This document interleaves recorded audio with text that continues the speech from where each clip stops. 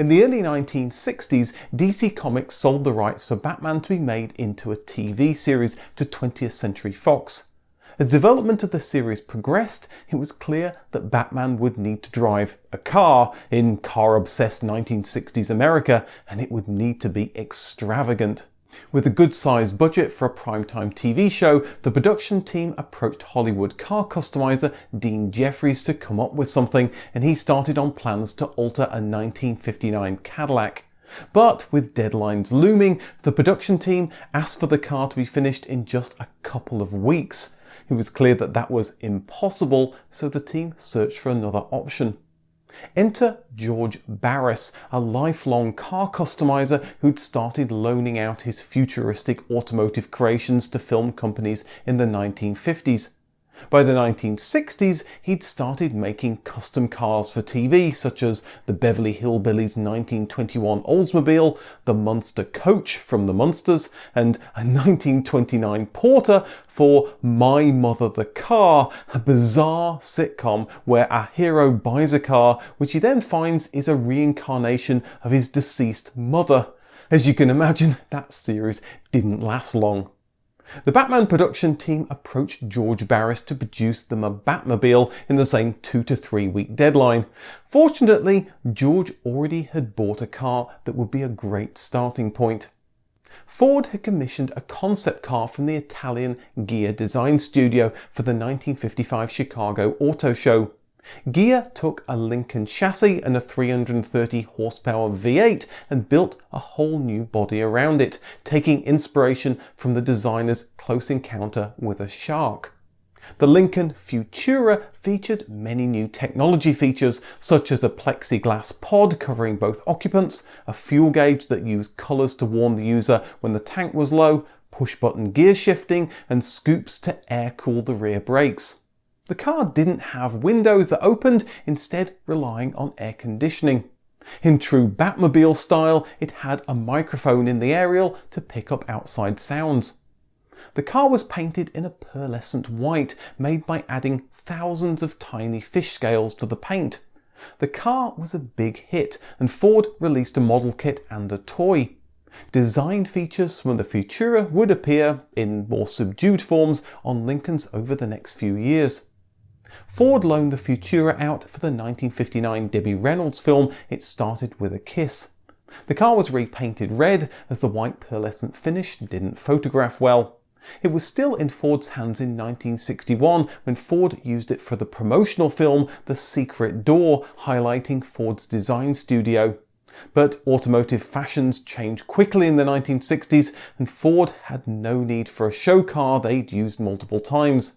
As the Futura couldn't be registered on the road, it was sold for the nominal price of $1 to George Barris for display purposes only.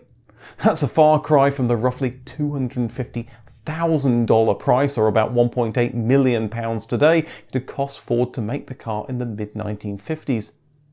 So, when the Batman TV show team came asking for a Batmobile, George knew that with a few tweaks, the Futura could be the perfect fit. With a production artist from the TV show and 5 of George's crew, the team got to work to get the car ready. The whole look of the car was altered to make it less shark-like and more bat-like. A paint can was reworked to turn it into the exhaust for the car's supposed turbine engine with jet drive.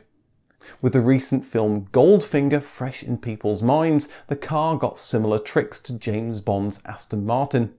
The Batmobile could spew out smoke to confound Batman's foes, and also included a cutter blade, projector, anti-theft device, detector-scope, and many other features.